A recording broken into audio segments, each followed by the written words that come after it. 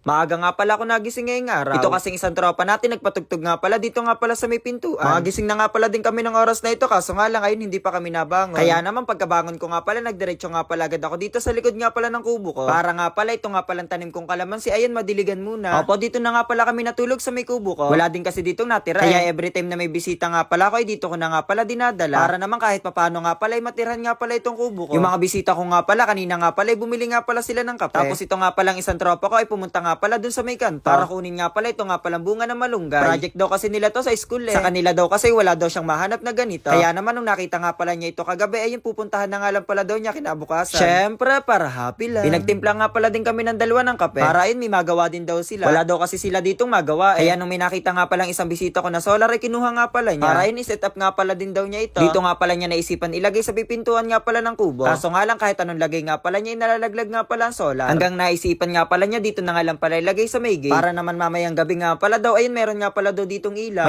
Maya nga pala kami nga pala, palis nga pala dito sa may kubo. Dinala na nga pala din nila ang kanilang bag. Yung mga damit daw kasi nila, ayun nandito nga pala daw. Daw ang gagawin nga pala namin ay para maligo. Yung isang tropa ko nga pala na bisita ko din ay wala nga pala dalang damit. Kaya naman sabi nga pala niya, samahan nga pala daw namin siya dito nga pala sa kanilang bahay. Nung binuksan na nga pala ang gate, ayun pumasok na nga pala kami dito isa-isa. Dito na nga pala siya kumuha ng susuotin niya sa may sampayan. Syempre para happy lang. Dahil sobrang init nga pala ng oras na ito, kami nga pala nakainom muna nga pala dito ng tubig na malamig. Tapos pumunta nga pala kami dito sa may palengke para bumili nga pala dito ng uulamin namin sa may karinderiya. Opo, lutong ulam na nga pala ang bibili namin para hindi na nga pala ako magluto. Yung binili ko nga pala ng lutong ulam dito na nga lang pala namin kinain sa kwarto. Hindi ko na nga lang pala nabidyohan nung kumakain na kami. Nalimutan ko kasi nung wala na nga pala kaming magawa, ito nga pala mga box ng aking cellphone ay kinuha nga pala nila. Tiningnan nga pala nila isa-isa ang bawat box nga pala nito. Para tingnan nga pala ang laman. Pagkagaling nga pala namin sa kwarto ko, dito naman kami pumunta sa kabila ko nga palang bahay. Kaya nga pala kami pumunta dito para nga pala maligo. Sa kubo ko nga pala meron nga pala din doon tubig. Kaso nga lang ang tubig nga pala doon minsan nga pala ay nag-iiba nga pala ang kulay. Pag medyo matagal na kasi namin ginagamit ang poso ay nagkukulay chocolate nga pala ang tubig. Kaya naman ito nga pala mga bisita ko ay dito ko nga pala dinadala sa kabila ko nga palang bahay. Dito kasi ayun maputi-puti nga pala ang tubig. Kaso nga lang ang lasa nga pala ng tubig dito ayun medyo maalat. O di ba wala na kami suotan? Pero okay lang to, mapapagtiyagaan na din naman.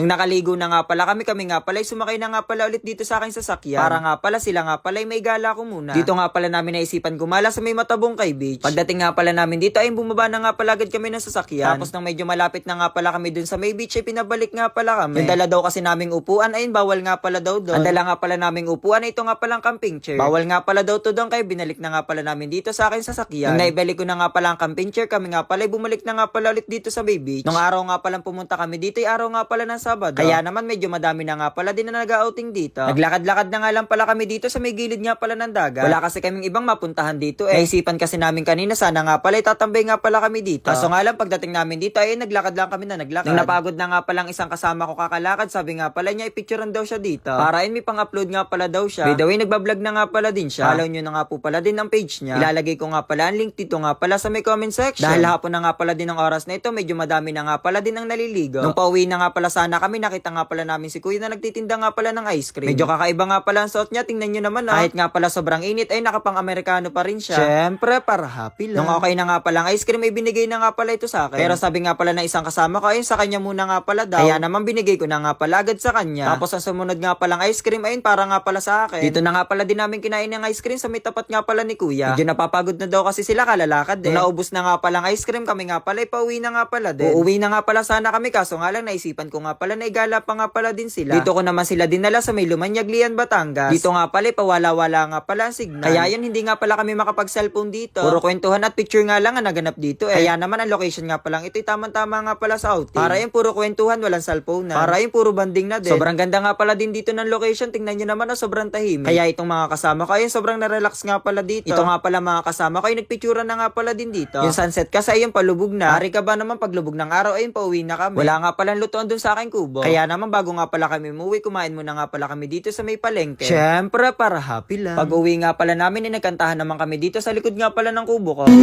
Sa puso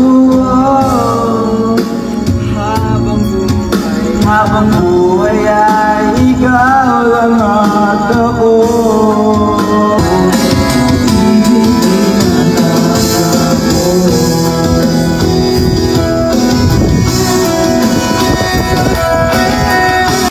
magbabayad na daw ng kuryente. Kano? Kulang-kulang 10,000. Yan o. Ng buwan, 10,000. Wait lang, maglalaro lang ako din. Ano nilalaro mo? PHL boss. O, baka tagakapera ba dyan? Oo, are mines. Ang nilalaro ko din ni mines. Mines? Paano yan? Paano dyan? Ano lalagay dyan?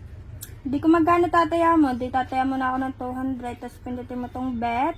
Bet. Tapos pipili ka lang dito ng 4. Paano pa malalaman pag taya ka? Di pag napindot mo yung bomba, kagaya niyan. 4 na yung ano ko. Oo. Ika-cash out ko yung 200 pesos ko. Naging 400. Naging 400 na agad. Out Ang galing. natin yan. Sa pa nga. Tapos tataya ulit tayo ng 400 naman. Pindutin ulit natin ang bet. Tapos pipili ulit tayo dyan ng 3. 3 naman? Pattern ang gawin nyo guys para mas maganda. Ayan. Ayan.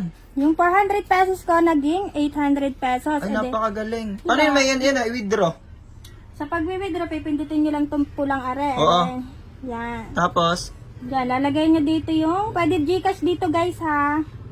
Yung withdraw na gusto nyo, kung magkano gusto nyo i-withdraw, syempre password nya, tsaka yung mga Gcash nyo guys, lalagay nyo lang dyan. ganun lang kadali. Hmm. Sabi mo ang gagaling ang link niyan. Sa mga kuha. Hindi, dyan sa may comment section. Ganyan lang pipindutin ko tapos diretso na ako diyan sa PHL boss. Tapos makikita ko na yung mines. Oo, bilisan mo at magbabayad na tayo ng kuryente. Maglalaro na din ako para matulungan kita magbayad ng kuryente.